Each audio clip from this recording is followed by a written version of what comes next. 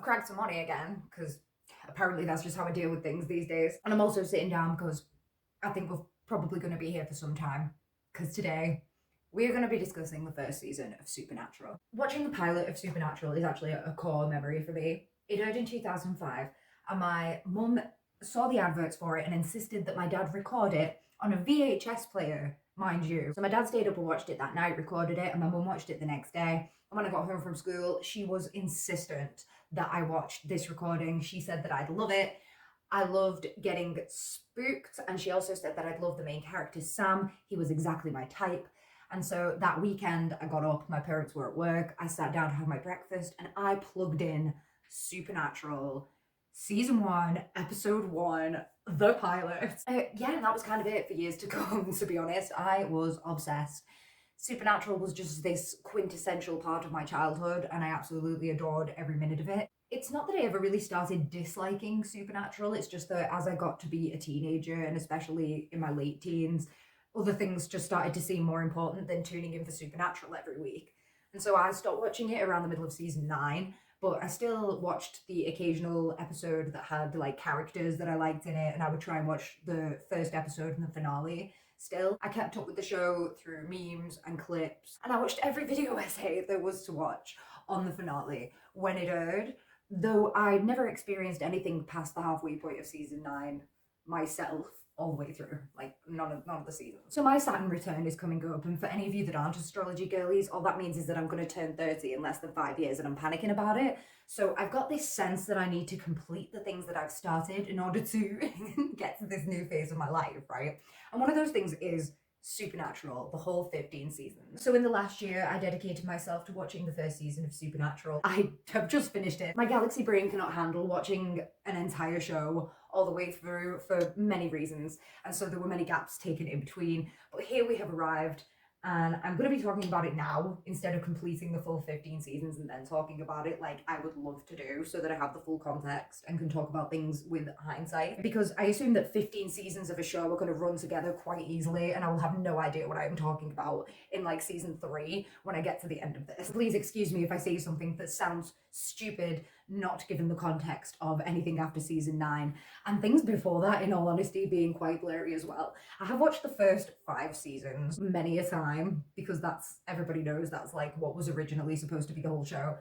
Anything after that is a little bit more murky territory. With all of that said, and the housekeeping out of the way, I will now be speaking at length about the first season of Supernatural. I thought a lot about how to organize this, but essentially I'm just going to do a straight shoot from the pilot to the finale and talk about anything I think is relevant in between. Episode 1 of Supernatural begins with the iconic flashback sequence, the inciting incident for the lives of the Winchester brothers as we know it. When Sam and Dean were just kids, Sam, a wee 6-month-old baby, his mother came into the nursery to discover a mysterious stranger standing over his crib, and when his father heard her scream and ran into the room, it was to find her on the ceiling with her belly ripped open, and she burst into flames, and he had to get the kids out of there. This is our first clue that this entire show is going to be based on trauma, and we're all going to love it because we are addicted to sad men. It's indicative of the entire family dynamic, even this early on, because John,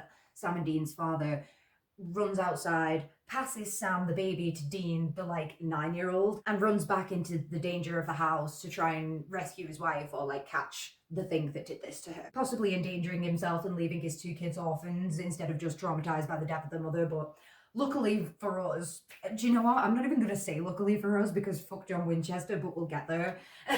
But anyway, he survives. John, the dad, after this, he's this ex-Marine, and he throws himself into hunting and revenge instead of dealing with his grief, because it turns out that his wife was killed by a demon. So he dedicates his life to finding this demon. Flash forward to like 200 years in the future when Sam is at college. Instead of being a 6-month-old little baby this big, he has been disowned for going to school. He had an argument with his dad, and his dad was basically like, if you go to college, then you're not a part of this family anymore. And Sam was like, well, I want my own life that isn't about hunting down my mum's killer, and I just want to be normal, bro, so I'm going to school.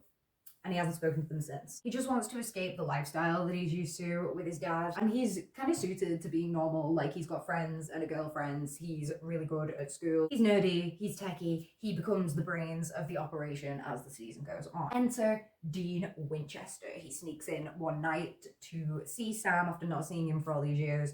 They have a bit of a scuffle, and it comes to light that he wants Sam to come and track down Dad with him because Dad's been on a hunt and hasn't come back, and Dean's worried. Dean is the brawn. Okay, that's not to say he's not smart. He's street smart. He can talk his way out of any situation. He's all about his car. He's all about girls, food, music. He still sees Sam very much as his little brother. We see his protectiveness of him be shown over the course of the series. And he's also a little mini-me of Dad, as far as we can tell, right? He blindly follows whatever orders Dad has given him. And that obviously doesn't always gel well with Sam, who's seen as this rebellious teenager for running away to get A's at college. Sam agrees to go with Dean on this one hunt that was apparently the hunt that Dad went on, and they end up tackling a woman in white, which as far as I can tell is like La Llorona. It is a really good first episode. It's a really classic ghost that we're all familiar with, so that we don't have to concentrate too hard on learning new creature lore on top of getting to know these characters. That first iconic scene really sets us up for a dramatic story to come, and the mystery of where Dad is really makes us want to watch to the next episode, right? At the end of the episode, Sam comes home to do what he thinks is going to be this college exam and to not think about this again. He says to Dean that maybe they'll meet up later, but I think they both know that that's not going to happen. But then when he goes into his apartment, it's to find that Jess has been killed in the exact same way that his mother was killed all those years ago. And so now he has like skin in the game and a personal investment in this hunt, and he joins up with Dean to go and find Dad and to track down the thing that killed now not only his mother, but his girlfriend. What more could you ask for from a pilot? Really intriguing. There's something in it for everyone. The horror element is great. I remember being genuinely scared by this when I was younger. Admittedly, I was 9 years old and probably shouldn't have been watching this, but that's neither here nor there. I had watched many things that were inappropriate for me by that age, don't worry. I would say that Supernatural didn't scar me as a child. All I will say is that specifically this episode did not scar me as a child. I actually really liked this one. I thought it was good, but it was creepy and spooky scary, and I enjoyed that. If we want to talk about what I think the general plot of this first season of Supernatural is, then we look no further than one of Dean's lines at the end of the first episode, which is the iconic no chick flick moments. Dean and his dad are lost in the throes of toxic masculinity, and Sam must cure Dean of this in order to heal them both of childhood trauma. And fuck Dad, you know? Dad can do whatever shitty little revenge thing he's doing. He's too far gone, he's old, he's a boomer. We need to just get on with our lives and finish this so we can go to college. Dean, old buddy, old pal. So the main line through the series is obviously the relationship between the boys regrowing after this estrangement, exploring the dynamic between them, and the mission to find Dad. We find out that there was absolutely no feelings in the household growing up. They didn't even talk about their mum with each other or with their dad. It's like her name was like forbidden to be mentioned in the house, and it's just not a healthy way to deal with grief at all. And that's Dad's fault. It's got nothing to do with the boys. I'm sure that there were attempts on their parts to talk about it, but their dad kind of didn't foster an environment where they felt comfortable with that. Instead, he fostered an environment where he gave Sam a gun at the age of 9 when he said he was scared of a monster under his bed. Even though John knows that the monsters are real, that's still probably not the best course of action to foster a safe environment or a safe feeling environment for your child. As a result of all this, and the fact that Dean's never had any separation from this environment, he's never had any other kind of idea of how the world works. Now he can only communicate in twisted masculinisms. Like at the end of the first episode, he says, "We make a good team," instead of, "I'd really like it if you came with me. I've liked us having this brotherly bond again, and I'm scared that I'm not going to be able to find Dad on my own." He's just like, "Oh, we make a good team." This hint like a toddler standing over you while you eat your pizza saying, "I really like pepperoni." He sees that Sam is sad at the beginning of the second episode, I think it is, because obviously his girlfriend just died, and instead of asking him is he okay, Dean asks if Sam wants to drive his car. It's an attempt to cheer Sam up, but it's not going to do much compared to a real and honest conversation, is it, Dean? It's really sad actually, because in these early seasons, a lot of the time we only ever see the boys truly open up when they've been possessed by some presence. Obviously that presence isn't going to spout all the positive things that they feel about each other. So a lot of the times they only hear the negative thoughts about each other, and it reinforces this negative feedback loop between them where they feel like they can't open up. Through getting to know Dean, we understand that he doesn't get close to people because he doesn't see the point, because his lifestyle necessitates moving around the country. He doesn't want people that he loves to get hurt, and so not loving a lot of people can solve that problem. I feel like Dean has never considered anything more from himself than this lifestyle, and maybe that comes from a point of he actually knew his mother and had the opportunity to grow up with her, whereas Sam, being a 6-month-old baby when she died, never had that experience, and so doesn't feel as involved in the whole revenge thing as the other two. Dean dedicated himself to this cause, and so as a result he threw away the notion that he might ever have anything else.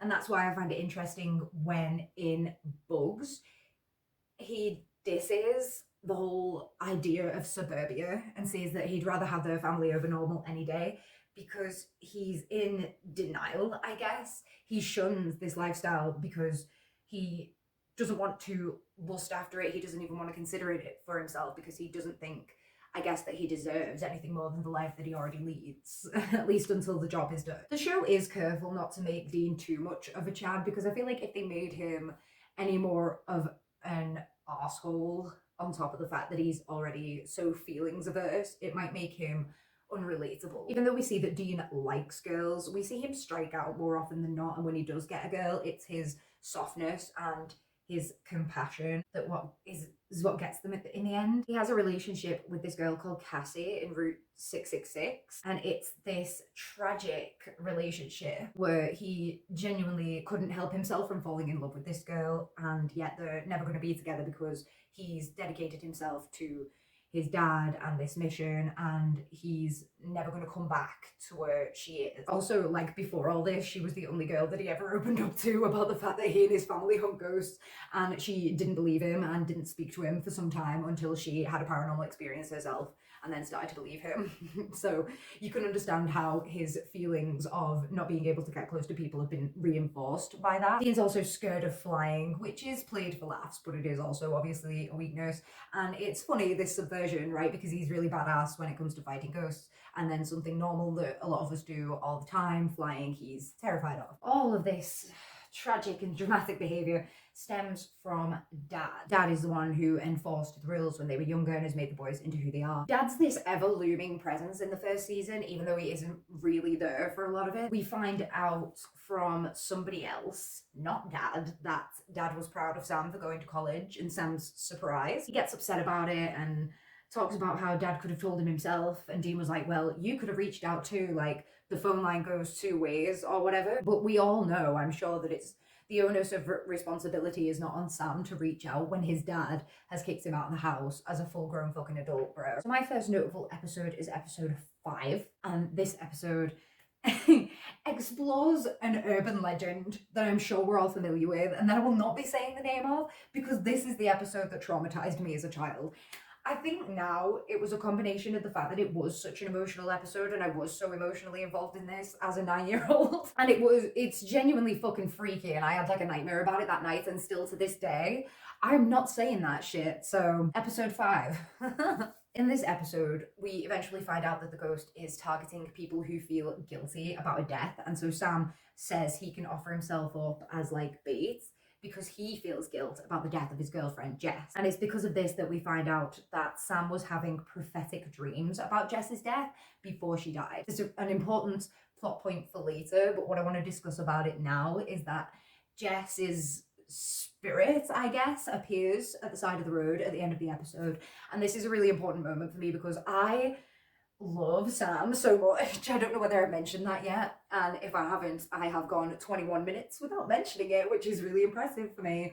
But yeah, I love Sam. I feel so much sympathy for Sam. I think this is such a tragic arc for Sam in this season, and this is one of the rare moments that my heart swells for him in a good way, because Jess's spirit appearing at the end of this episode, to me, it signals that she forgives him and that she doesn't think that he should carry any guilt with him about her death. She doesn't think it's his fault. And that is so important, because as things go on, Sam takes on more and more responsibility and blame, not just for her death, but for his mum's death and for so many more people's deaths. That it's nice to know that at least one person doesn't blame him and think he's a bad guy, dude.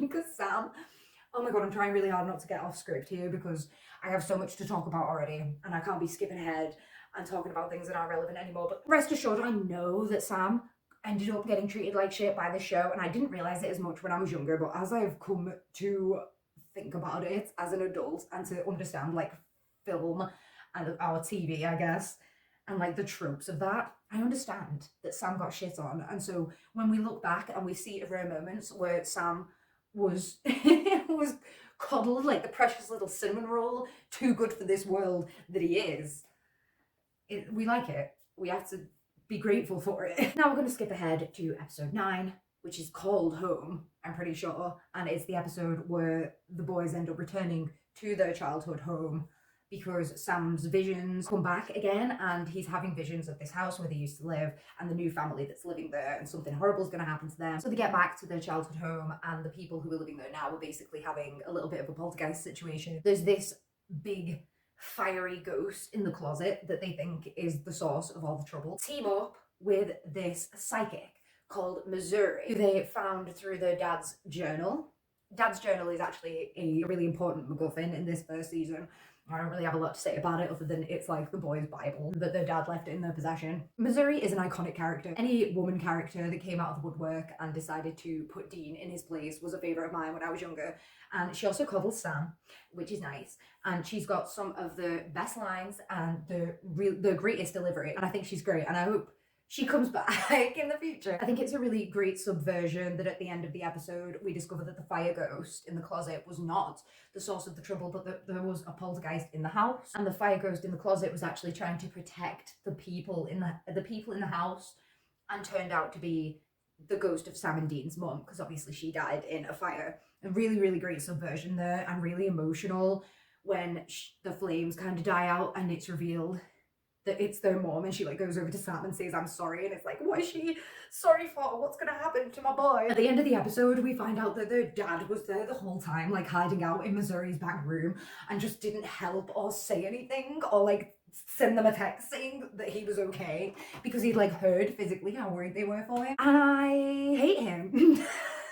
I don't think it was at this point, but it wasn't long after this point that I turned around to my boyfriend and was like, can't wait for John Winchester to die, to be honest. Let's take this moment to decompress, because I'm very stressed about John Winchester, and talk about some of the themes in the series. The boys literally becoming their father, or actively trying to avoid becoming their father. Dean, obviously, he starts the show as this little mini-me of John and doesn't see anything wrong with that, but seeing that Sam is a well-rounded individual, having been away from the family, being exposed to like Sam's ideas and Sam's way of life, that starts eroding on Dean a little bit. Sam thinks that he's nothing like his father, and as we get later on in the season, he owns up to the fact that maybe he and his dad are more similar than he realizes. His dad lost his mom and he lost Jess, and as they get closer and closer to finding the demon at the end, he gets lost in the hunt just as his dad did, and the similarities between them are more evident than you would have realized when you first started in episode 1. I don't think it's as big of a deal as the show tries to make it out to be. I don't think that Sam and his dad are like mad copies of each other and that they need to learn to get along because they're mirrors of each other or anything, but, you know, the boy be like his dad, I don't know. Even though the boys have clashing personalities and we see them at odds with each other a lot of the time,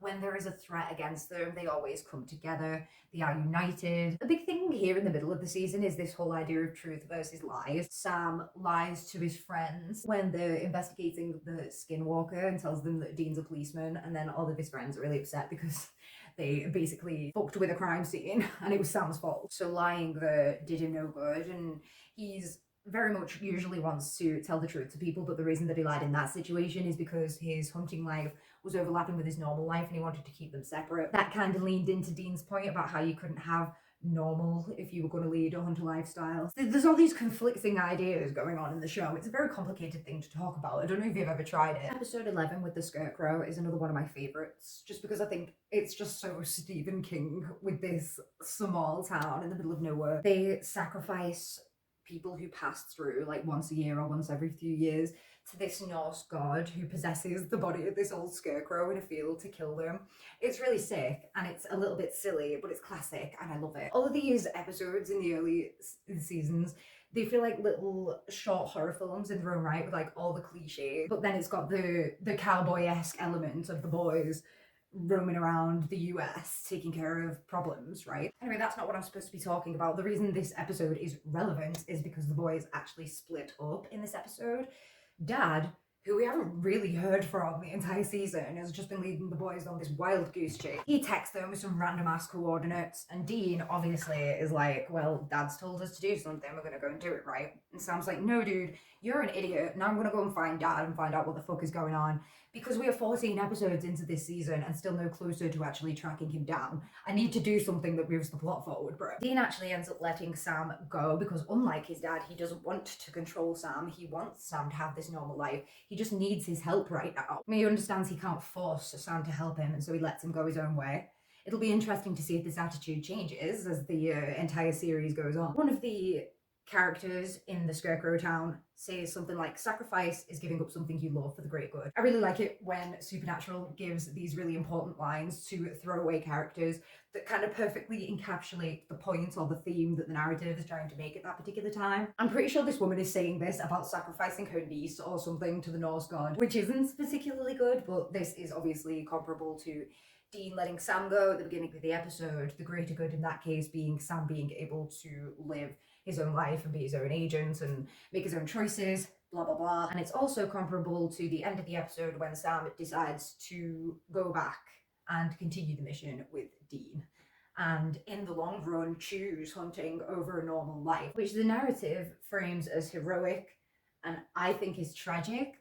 But whichever way you spin it, it's a good story, right? This is also the episode where Meg is introduced, who is this demon possessing this girl who kind of is flirty with Sam. We know that she's got nefarious motives, but we don't exactly know what they are at this point. This is kind of the only point where I'll talk about Meg, because even though she's introduced as this threat at this point, she doesn't really play a big part in the narrative at all. She kind of gets killed off twice. The big bad, of course, is the demon who killed their mom and who killed Jess, and he does appear at the end of this season, so Meg is really overshadowed by him. I know a lot of people think it's ham-fisted that it turns out that Meg is actually the daughter of this yellow-eyed demon in an attempt to humanize even the demons and to make them a family who are just getting revenge against the Winchesters for killing their family, like the Winchesters are getting revenge against them for killing their family, right? But, and I don't know, there are a lot of moments in Supernatural that feel heavy-handed, and I'd like to say it's because they didn't have a lot of time to explore these themes in depth, but there are like 20 episodes a season, so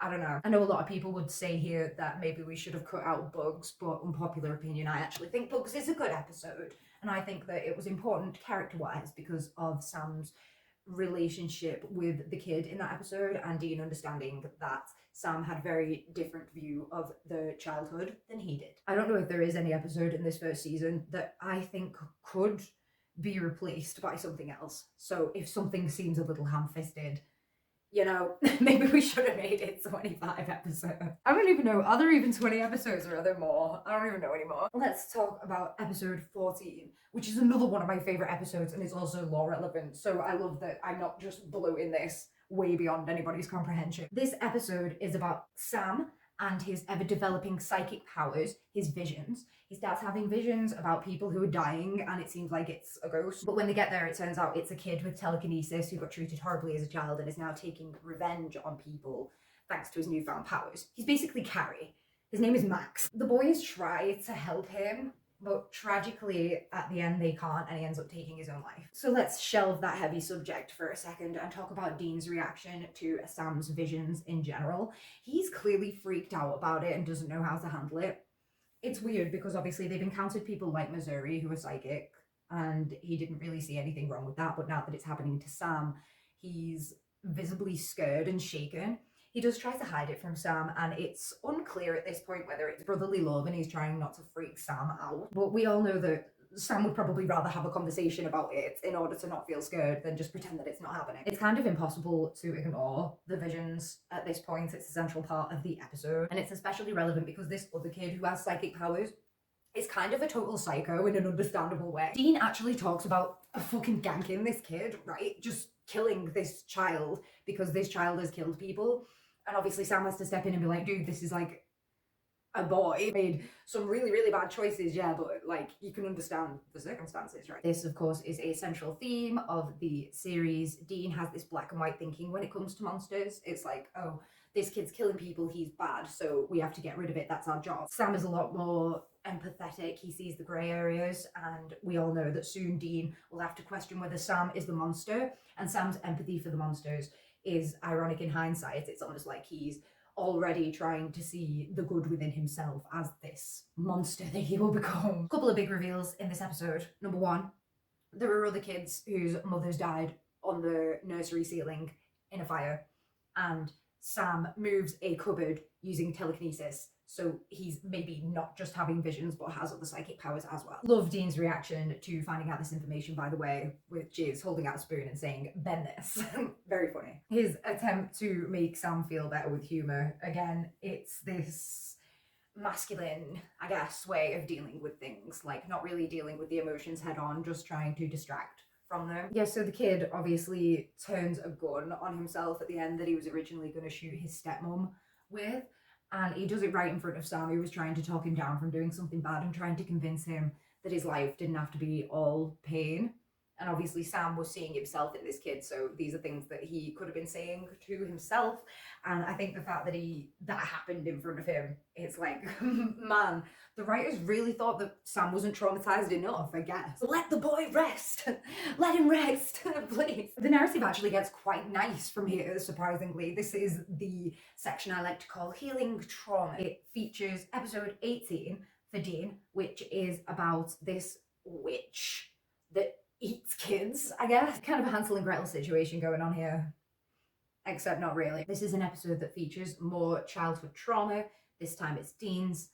We find out that the boys are often left in motels with not a lot of food for days at a time while Dad hunts when they're kind of way too young to be dealing with that. A core memory for Dean is the one time he didn't obey Dad. Sam nearly died to this kid-eating witch. And so it gives us a little bit more insight into why Dean so stringently believes that Dad has all the answers. So the boys, as adults, now go back for this same witch, and at the end of the episode, she tries, in a desperate attempt to retain some life, to feed off of adult Sam instead of a child, as she prefers, and Dean gets to kill her while she's attempting that in order to atone for the sin of not doing so when he was younger, and to start healing that trauma and making up for his past. And then Sam, in episode 19, which is called Provenance, and I know that because I love this episode, it's the episode with the really ugly painting. He has this kind of flirtation, I guess. He goes on a date with this girl called Sarah. He admits to Sarah that he doesn't really want to get close to her because he's scared that the people around him get hurt, that they even die. And then Sarah, by pure coincidence, ends up on an actual fucking hunt with them and like confronting a ghost with them. And Sarah does survive. And so Sam kind of gets to heal in a small way by having that proven to him that not everybody that he cares about in some capacity is going to succumb to some terrible fates. At least not yet. The healing of all this trauma is interrupted by, of course, enter stage left John Winchester to fucking ruin everything. Here comes Dad of the Year, and in case you haven't noticed by all the other times that he has appeared in the story, he's a fucking dick. He actually showed up in episode 16, but he didn't help at all, and he ran off at the end again, so I didn't find it pertinent to mention. And that episode was a hot mess anyway, and it just featured Meg and didn't really feel relevant. Maybe that's the episode that I would take out of the series if I were to pick one. When Dad ran off at the end of episode 16, Sam kind of wanted him to stay because he'd only just got him back and had this reunion with him, and Sam letting him go was kind of framed as this parallel to Dad letting him go to college. But I remind you that he didn't let Sam go to college. Sam literally had to leave, and John was like, well, you can never come back, you piece of shit. Fuck you. John didn't learn anything from this experience. This was Sam sacrificing something again that he wanted for John, and John doing jack shit. So this old guy dies, and it turns out he was John's friend, and the reason that he got killed by Meg was because he had this gun. This magic gun, okay? Sounds a little bit ridiculous right now, but just let me finish. So he had this basically magic gun that has 13 bullets that can kill anything. And John has been looking for this gun in order to kill the demon with it when he finds it. The old guy had this gun, and he gets killed, and the boys turn up, and then Dad just randomly is there all of a sudden, and he's like, I got here as fast as I could.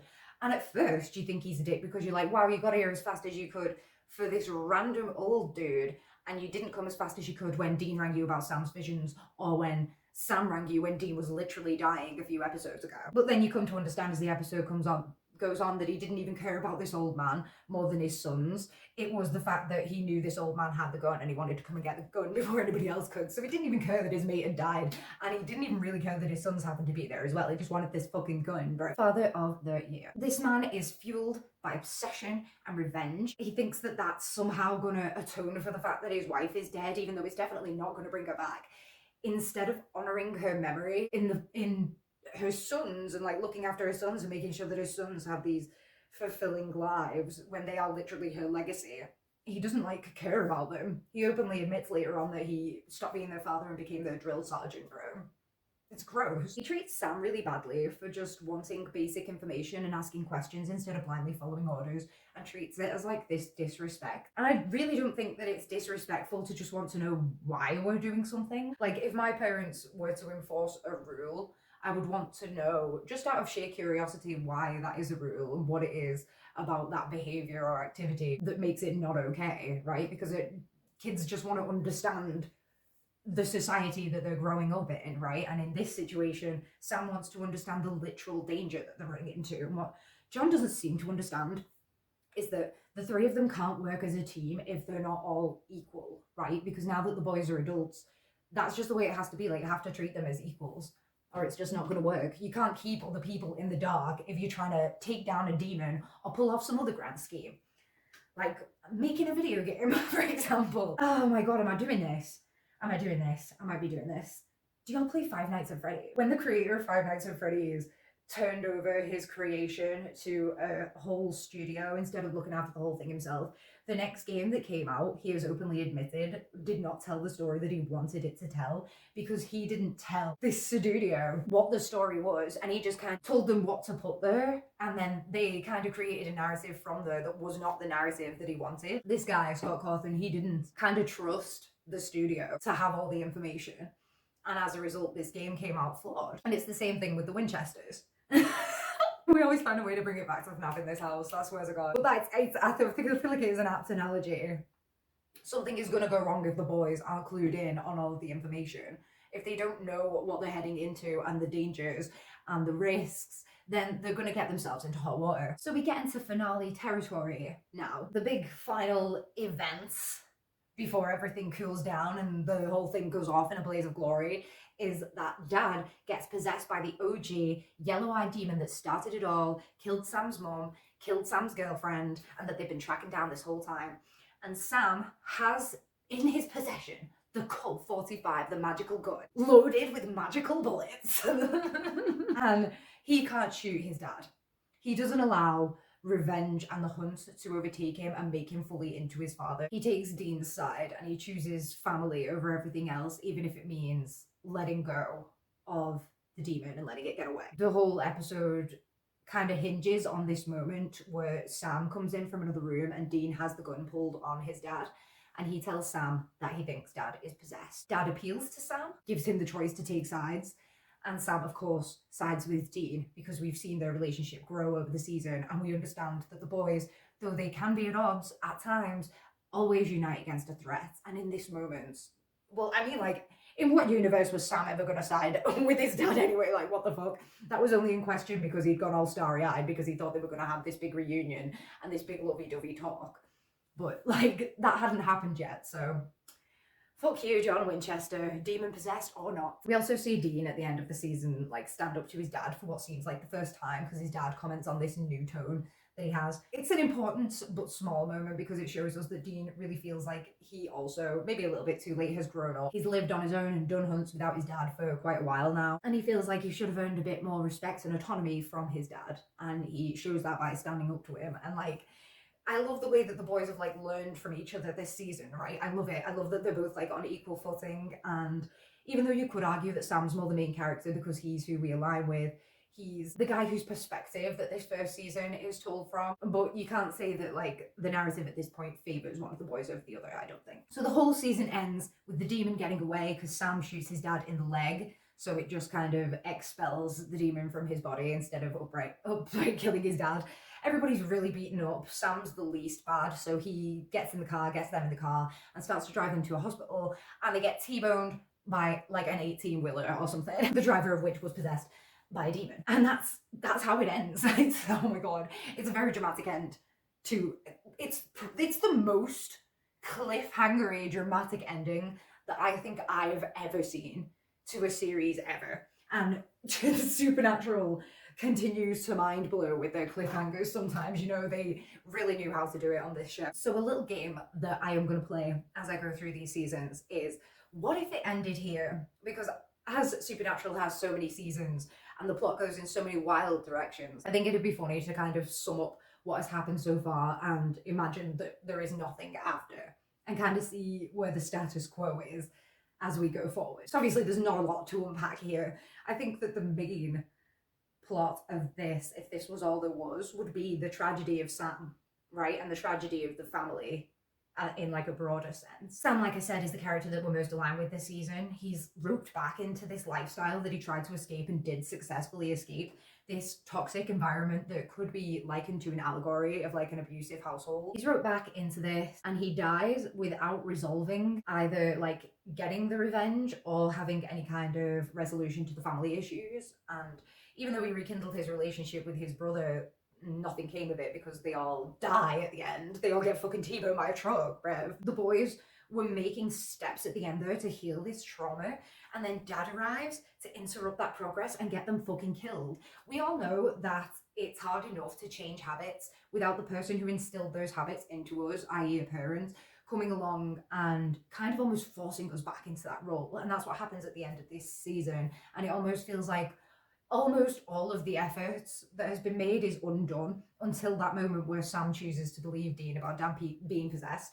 And then there's this like small moment of hope before they all get T-boned by a fucking truck, bro. That is more or less the plot of the first season of Supernatural. So now we're going to do a little bit of cleanup. We're going to talk about some stuff that doesn't so neatly fit into that narrative. I'm going to start off by discussing the horror of the series. Obviously, it doesn't scare me as much anymore. I'm a seasoned horror fan at this point, and I don't think there are a lot of things that really freak me out. And it's especially not going to be Supernatural, I'm sorry to say. But that said, there are a lot of classics explored this season. We get some urban legends, we get some cryptids. I was especially chuffed to rewatch the Wendigo episode now that I am more familiar with it, having only been introduced to creepypastas at the age of 17. You know, you got some vampires, although they do kind of make up their own vampire lore, which I've always thought was a brave move. I know some people don't like it. And then we even get some small town ritual sacrifice, which you already know I'm a fan of. The creature lore is good. There's no catch-all for killing every type of creature.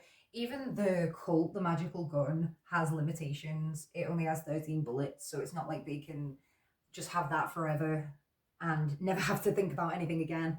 I like the fact that the boys have to first of all figure out what creature they're dealing with, and then usually they also have to figure out how to deal with it. It raises the stakes by having the boys be in the dark as much as the victims for a lot of the episode before they figure out what it is. And it also makes the boys seem more like real people in not having them immediately have all the knowledge. And there are mentions of a lot of other creatures that are presumably to come later, and that's very exciting. Another element of Supernatural that I really love is the humour. It does still really make me chuckle a lot. I really like the moments in Route 666 when Sam directs Dean to the hollow ground of a church that isn't there anymore, and Dean is like, how did you know that was work? Like, how did you know you were right? And Sam on the other end of the phone is just like, I guess it didn't really occur to me that I could be wrong. It's one of those rare big-headed moments from Sam, and I really love that because we all know that he's the smart guy. He's the guy in the chair. Another good Sam moment is his reaction to the really ugly painting appearing back in the frame when he sees it again for the first time. He has to pass it off like he thinks it's really good and he's not fooling anyone. Standout episode for humour this season is the Hell House episode, especially for me because it's the first appearance of what will become the Ghost Faces. And listen, I know that a lot of people aren't fans of the ghost faces, but I just love them. I love them. I have always loved them, and I can't help it. I love a bit of silliness, and they are the epitome of that. In this episode, there's still the hellhounds, right? I think that's what they're called on their little website. Because they come in and they're all big-headed and they're acting like experts in the paranormal, the boys act clueless, and I find a lot of humor in that.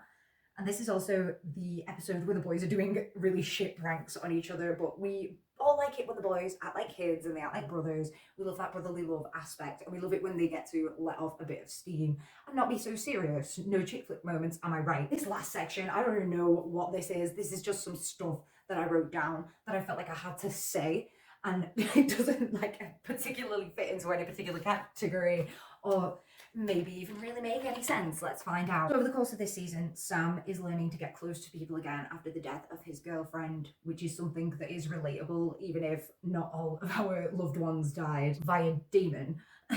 Dean, on the other hand, is learning to get close to people for the very first time. The boys are always going around fixing families. A lot of the time, these families are like torn apart by the ghostly presence, and the family trauma that they're facing is cleared up along with the eradication of the spirit. But the boys can't fix their own family, and if the series were to end here, then they never would. The boys, Sam and Dean, are a product of John's fear and anger after Mary. It's something that we see in a lot of media, but you know, instead of hunting demons, dads will like try and keep their kids inside and stop them from socializing and stop them from having boyfriends and girlfriends and whatnot. Or they'll go the other route where they'll like start abusing substances or start abusing the kids. The whole thing can be viewed as an allegory for abuse, but only in this early, I don't know, maybe only in this early season. We all know where the story goes from here, and I couldn't help but think about religion and the way that it is treated in these early seasons. So a couple of things that I noticed is, I don't know, I just think it couldn't have gone anywhere except God in the end, right? John is this mysterious absent father who sends them cryptic messages, and Dean just blindly follows with this blind faith. Even Sam is like this prodigal son who ran from the flock and then returned to fight for this greater cause.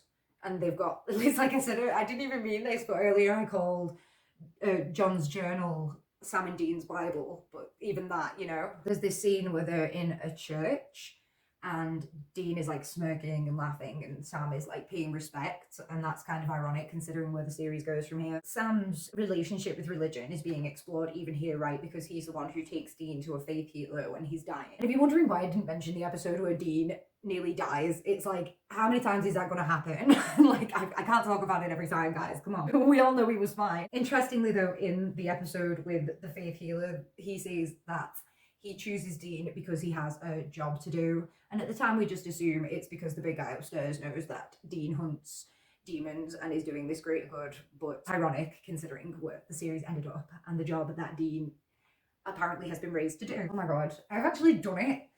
It actually was not as... I've had so much fun talking about this. That was not as grueling as I thought it was going to be when I looked at the amount of notes that I have and that I've subjected myself to. Nobody asked me to do this. I actually do just genuinely enjoy listening to myself talk, I guess. No, I just really enjoy Supernatural. I think that there's a lot of meat here. There's a lot of meat and potatoes, you know what I mean? There's a lot to dig into, and I just want to get a conversation started, bro, and to hear what is going on in people's heads, and I would love to know what is going on in any of these guys' heads in this series. I really enjoyed the first season of Supernatural. I don't see anything wrong with it. Chef's kiss. Can't wait to get into season 2. We'll see if at any point it becomes a slog, but I can't see it happening anytime soon because I'm genuinely having a good time, and I may or may not have cried at one point during the finale, and it probably isn't the part that you're thinking about. See you soon.